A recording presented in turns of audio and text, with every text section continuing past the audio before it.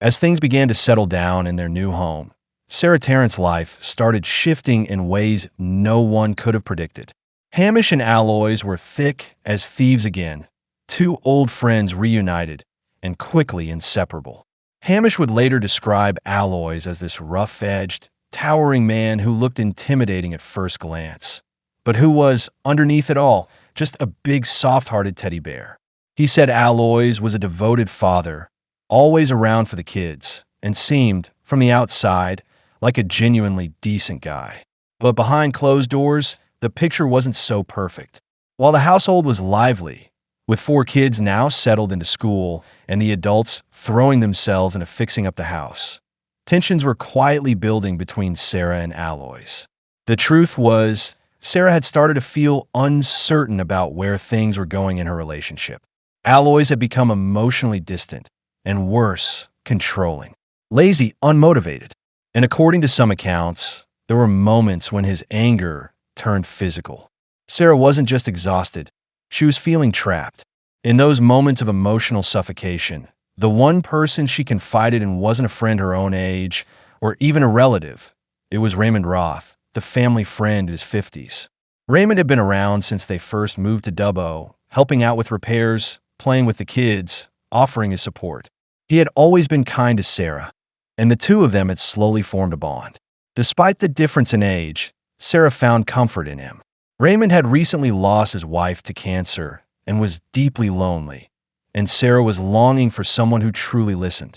At first, it was innocent, 2 people confiding in one another about their struggles.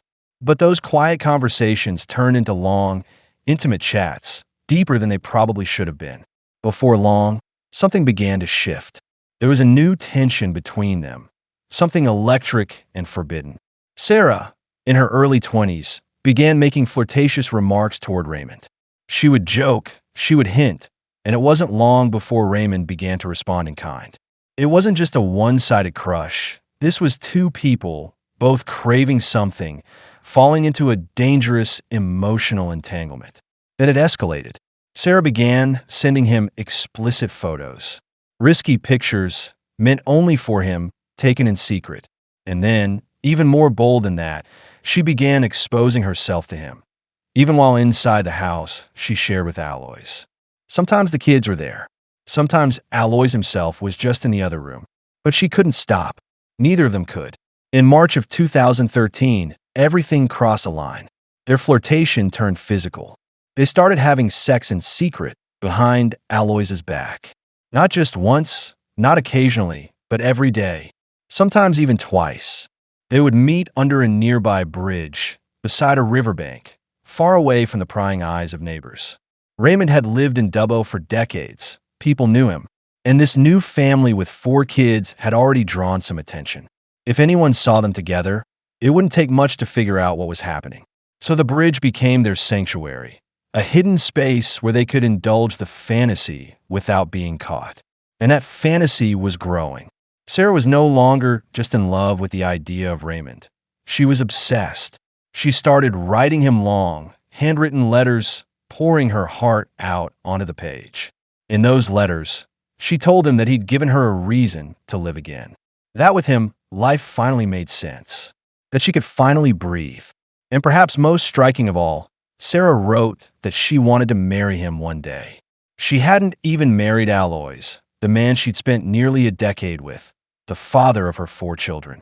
But Raymond? She was ready to marry him.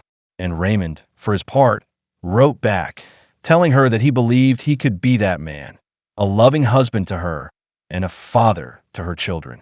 This affair wasn't just about sneaking around or stolen moments under the bridge anymore. For Sarah and Raymond, things had moved way past the physical. They were building a fantasy life together. A new beginning. They wrote letters to each other imagining their wedding day, their future together, raising her 4 children as their own, and maybe even adding one more. But there was still one major obstacle standing in the way of that dream: Aloys. Everything changed around May of 2013. That's when Sarah found out she was pregnant. And she knew, deep down, with no doubt in her mind, this baby wasn't Aloys's. It was Raymond's. The timing, the intimacy, The connection, it all pointed to him. So she went to Raymond and told him she was carrying his child. And he didn't take the news lightly. In fact, he gave her an ultimatum, a cold, direct deadline. He said, "You've got 3 weeks. Either you leave Aloys and raise this baby with me, or I'm gone. I can't watch you pretend this is his child. I won't be a part of that." It was a brutal decision to face. She'd spent 10 years with Aloys. They had 4 kids together. They'd built a whole life.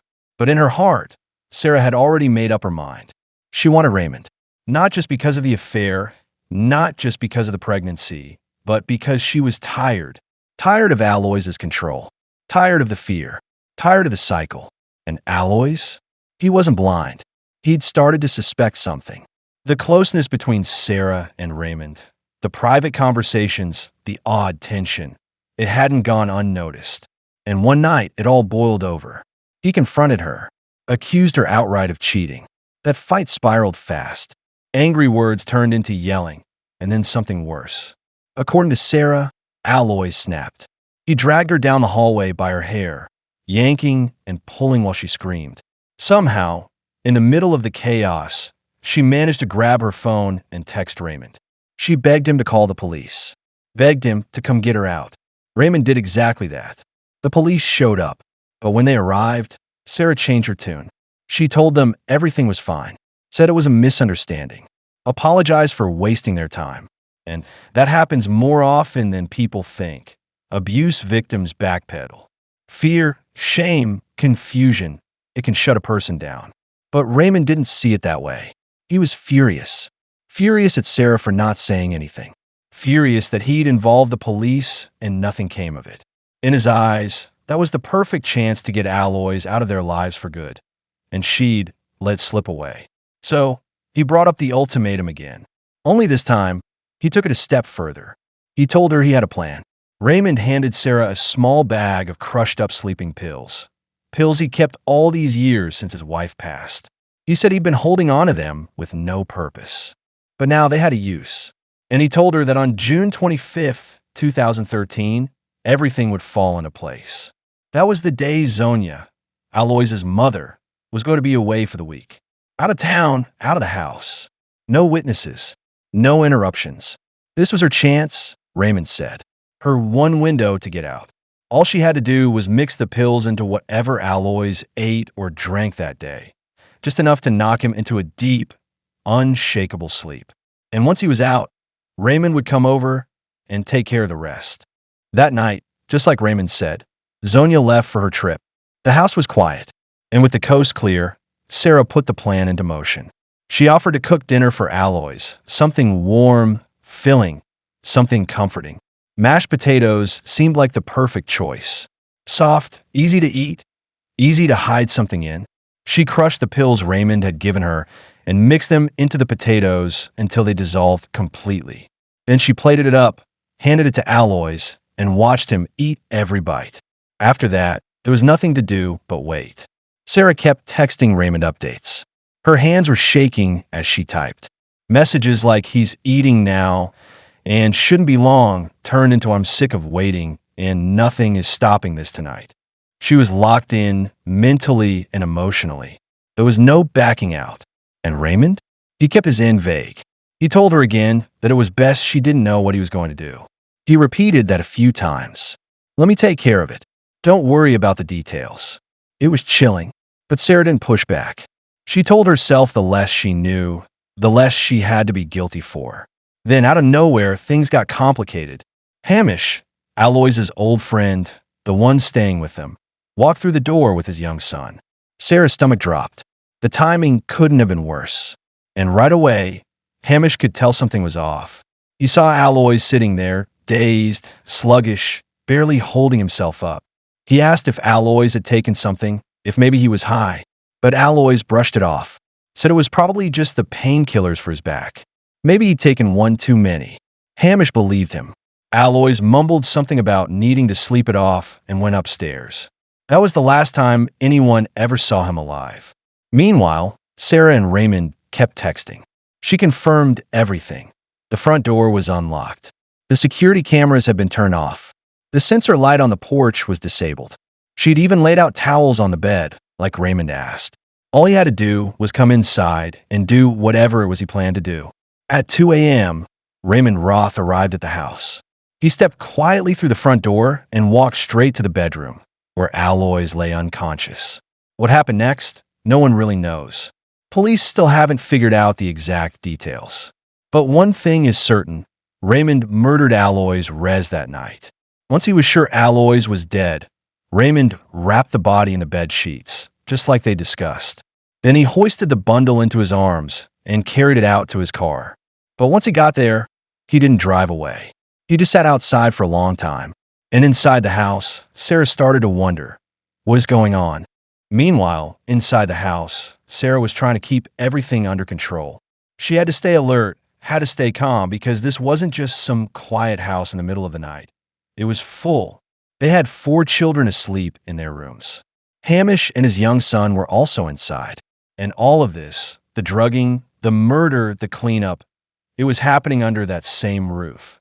So Sarah kept watch. She paced. She listened for footsteps. Any sound, a creak, a cough, she had to be ready. If even one of the kids got out of bed, if Hamish wandered into the wrong room, everything would fall apart. At one point in the night, Hamish actually woke up. And when he did, he saw something strange. Sarah was just standing in the doorway of his bedroom, watching him, not moving, not saying anything. He asked her what she wanted, and without saying a word, she simply turned around and walked away. Back outside, Raymond was still struggling. He had wrapped Aloys's body in the bed sheets, but getting it into the boot of his car was proving more difficult than he expected. He came back inside and told Sarah he couldn't do it alone. He needed her help. And so, with no hesitation, Sarah followed him outside. In the quiet darkness of their driveway, she and Raymond lifted the lifeless body of her partner, the father of her children, the man she'd lived with for years, and together, they loaded him into the back of Raymond's car. Then, Raymond climbed into the driver's seat and drove off into the night. Before leaving, he grabbed a few of Aloys's personal items, his mobile phone, his tobacco, a few everyday belongings. It was a calculated move. The idea was to make it look like Aloys had simply walked out of the house on his own one day. That maybe he'd taken off, gone missing under his own terms. Nothing strange, nothing violent, just vanished. Raymond drove for hours. Somewhere in that stretch of night, he disposed of Aloys's body. Where? Nobody knows. Not even Sarah, or at least that's what she claims. To this day, Aloys Rez has never been found. His remains were never recovered. No autopsy could ever be performed, and so there is no confirmed cause of death. But what we do know, what police have since suspected, is that the murder was likely brutal. The way his body was wrapped in those bed sheets, it points to something messy, something violent. And there's a separate piece of evidence we'll talk about soon that supports that theory. Still, Sarah says she wasn't there when it happened. She insists she never saw what Raymond did, or how he did it. She says she waited outside the bedroom. And as for the location where Raymond left the body, she claims she was never told. After the murder, police tried to piece together Raymond's route using CCTV footage from traffic and business cameras around the area. His car was spotted in several locations that night, some in different suburbs, others even farther out. But the trail didn't last. The cameras eventually lost him. There are large gaps in the footage. They couldn't track him the entire way. He was seen driving, yes, but he was never captured, never caught pulling over, never seen unloading anything. And unfortunately, the cameras don't follow his car 100% of the time, so he isn't actually seen parking the car, getting the body out, and disposing of it. So, the next morning, after the murder, Sarah Tarrant got up and went about her day like nothing had happened. Her first stop was to buy some new bedding. The sheets that had been on the bed the night before were gone, wrapped around Aloys's body and taken away by Raymond. She needed to replace them, make the bed look fresh, undisturbed, as if everything was normal. And for a while it worked. No one really thought it was that strange that Aloys was suddenly gone. According to people who knew him, it wasn't completely out of character for him to disappear for a few days. Aloys led a bit of a scattered, unpredictable life. He would sometimes just leave for a while, maybe needing space, maybe just going off to do whatever he did when he wasn't home. So for those first couple of days, nobody panicked. But that didn't last. Hamish, his friend who'd been living in the house, started to feel uneasy. He kept texting Aloys, asking where he was if he was okay. The tone of his messages gradually shifted from casual to worried. Eventually, he was practically begging, telling Aloys that he didn't even need to say where he was or what he was doing. He just needed to know he was safe. Still, there was no reply. Meanwhile, Sarah and Raymond had already made a decision. They weren't going to report Aloys missing. Not yet. They wanted time. Time to coordinate, to make sure their story was consistent, airtight. If they went to the police too early, they risked saying something wrong, contradicting each other. And for the first few days, they were confident they could buy that time. After all, people thought it was typical of Aloys to be unreachable for short periods. But after about 5 days, concerns started to spread. The people who really knew Aloys, his mother Zonia, and her sister, his aunt, were starting to realize this wasn't normal. They were worried. They talked about going to the police. That's when Sarah and Raymond acted.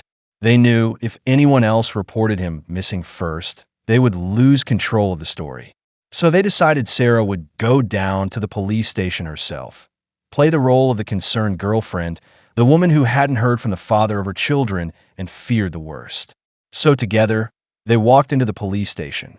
They told officers that Aloys had been missing for several days, that no one had seen or heard from him, and that they were starting to worry.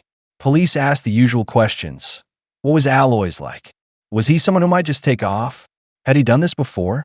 And that's when Sarah brought up something she knew would sound convincing: the motorcycle gang. She told them about the Rebels Outlaw Motorcycle Club, about how Aloys had once been involved with them, how he'd left, and how things had been tense ever since. She even said he'd been receiving threats, messages telling him to leave town, threats that they were coming for him, that something bad was going to happen. And the police, well, it didn't dismiss it. They knew about the Rebels. They were dangerous, known for violence, for retaliation, especially toward ex-members who'd walked away. And they had a reputation for making people disappear. So yes, it was plausible, but something about it just didn't sit right. There were parts of the story that didn't fully line up. The truth was, Aloys hadn't had any known contact with the gang in years. Not a single incident, not a single message.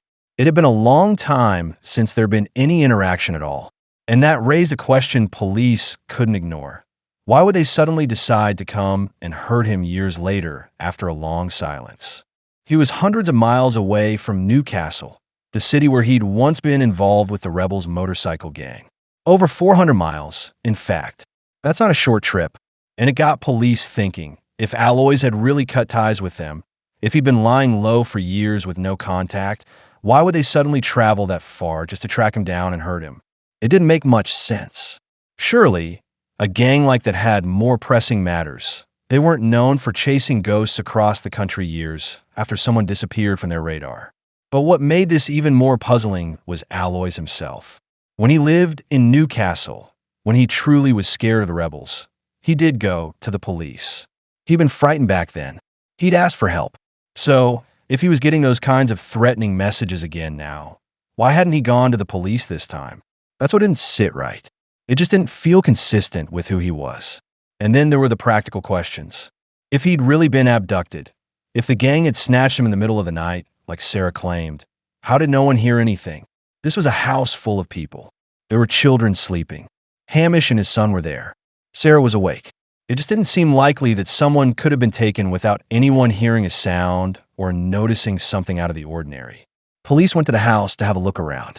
Not a full-scale search, but a walk-through, just to see if there was anything obvious that might explain where Aloys had gone.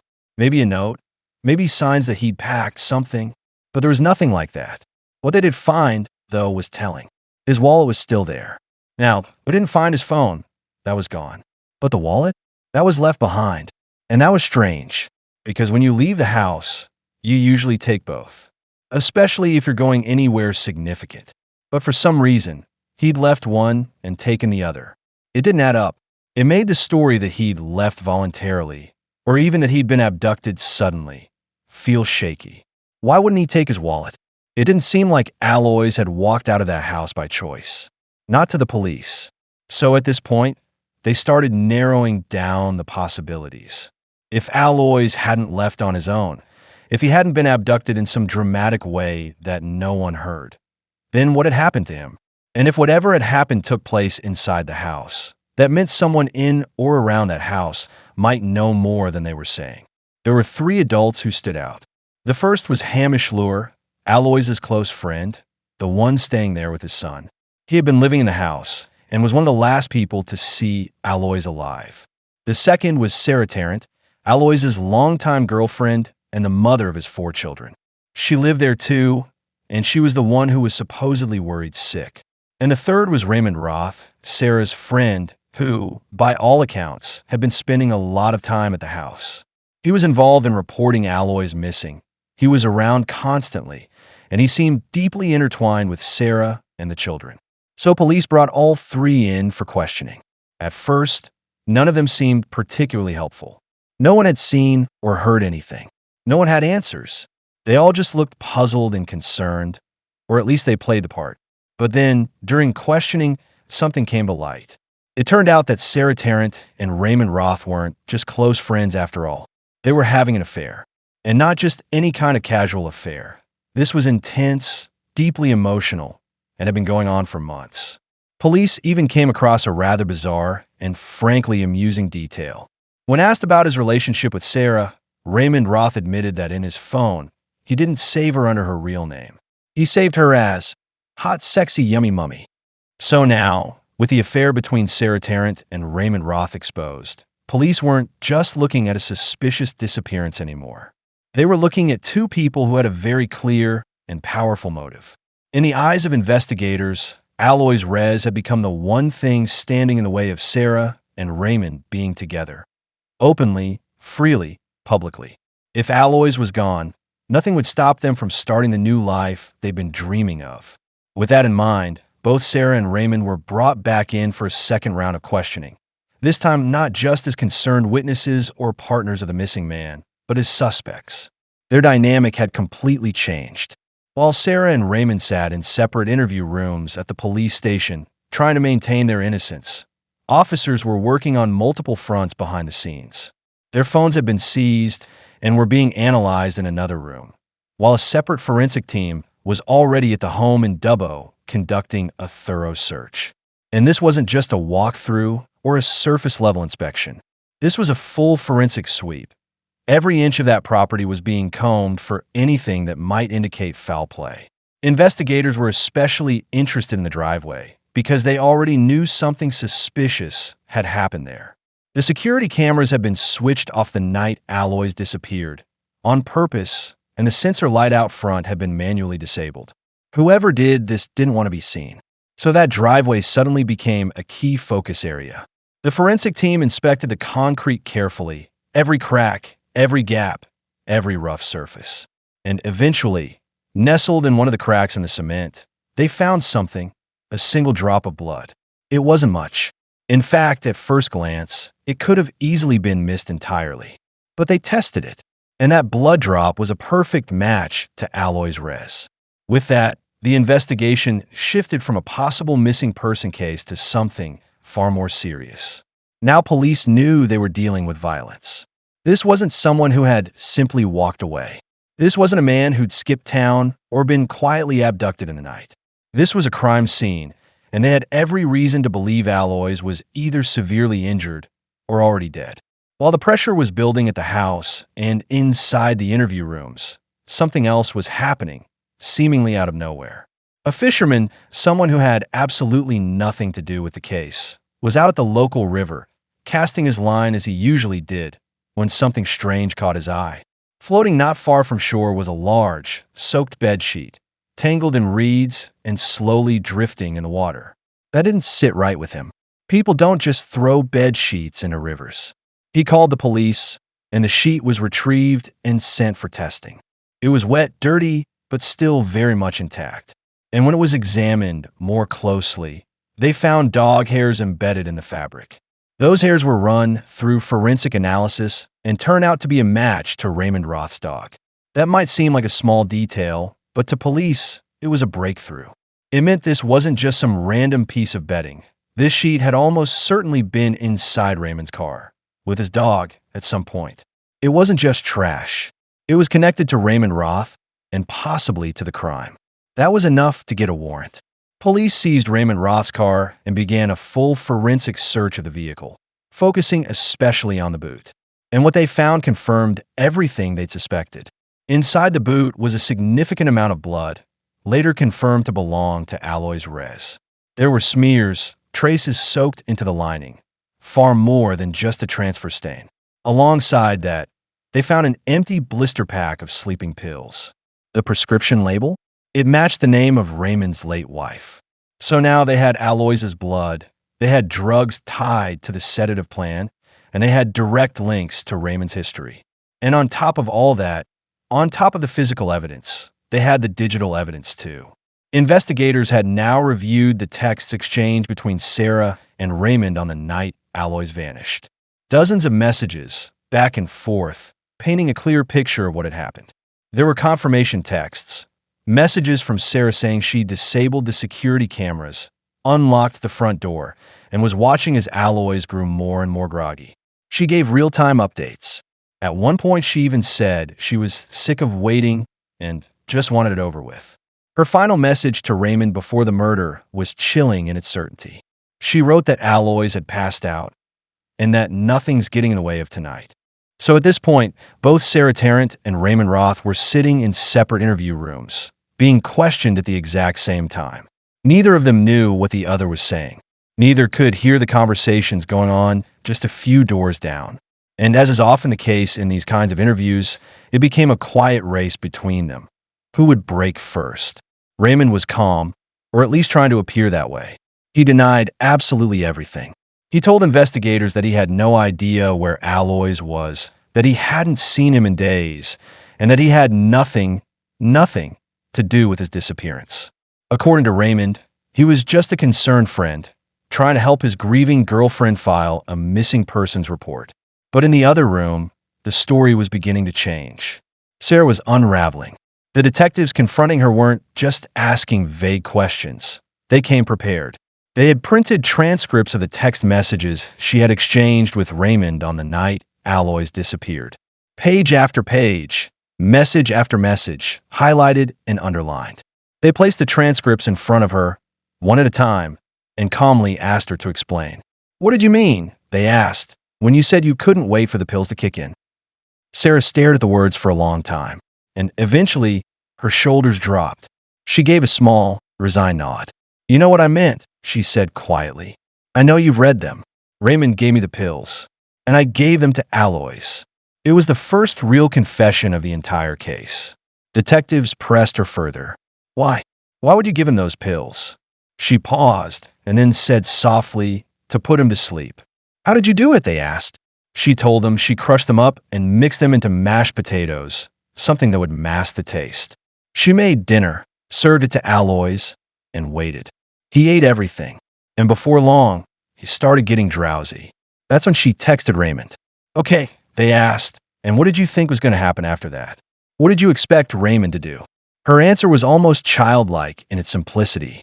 "I just wanted him to scare Alois," she said. "That's all. I didn't expect him to hurt him. I didn't think, but by that point, police had everything they needed. The physical evidence already told a compelling story. The blood on the driveway, the bed sheet in the river, the sleeping pills, the texts. But now they had something even stronger, conflicting stories.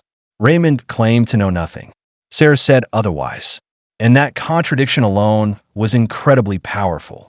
It painted a picture of guilt. Two people scrambling to protect themselves, but unable to keep their story straight. It was enough. It was time. And so, with all of that laid out in front of them, police arrested both Sarah Tarrant and Raymond Roth and charged them both with murder. And so a trial began. In the end, the court accepted that Sarah Tarrant did not physically kill Alois Rez. There was no evidence placing her in the room at the moment of his death. She wasn't the one who disposed of his body either. But that didn't mean she was innocent. Far from it. Her role was in the planning, the setup, the preparation. She drugged him. She waited. She gave the green light. And while she didn't wield the weapon or wrap the body, she knew exactly what was coming. She knew what Raymond Roth was there to do. And after it was all over, she helped clean up and carry on as if nothing had happened. The court didn't buy the idea that she was naive or clueless. They believed that she was just as complicit as Raymond. The only difference? She didn't pull the trigger, figuratively or literally. Raymond Roth was found guilty of premeditated murder. The judge handed down a sentence of 32 years in prison, with a minimum of 24 before parole eligibility. Raymond later appealed the sentence, arguing that it was too harsh for his role in the crime. And surprisingly, the appeal was successful. His sentence was reduced to 25 years, with the possibility of parole after just 18. As for Sarah Tarrant, she was convicted not of murder, but of manslaughter. The court took into account claims of mental instability, suggesting she wasn't fully aware of the consequences of her actions. It was, in a sense, an insanity plea. She was sentenced to 10 years and 8 months, with a minimum of 8 years behind bars. And now, as of today, Sarah Tarrant is eligible for parole next month. In just a few short weeks, she'll be facing her first parole hearing. As for the child, the baby she was pregnant with at the time, the child that set this chain of events in motion. Not to blame the child, of course, but the baby was born while Sarah was already in police custody. That child is now being raised by Sarah's mother, not Zonia, Sarah's biological mother. And tragically, Alois Rez's body has still never been found. To this day, the police don't know exactly how he was killed. There are theories, of course, likely a stabbing or something else violent, given the blood evidence, but no confirmation. And Raymond Roth? He still denies everything. He refuses to talk, refuses to explain, which means that until the day he decides to come clean, if that day ever comes, we may never know where Alois Rez's body is or how he was really killed.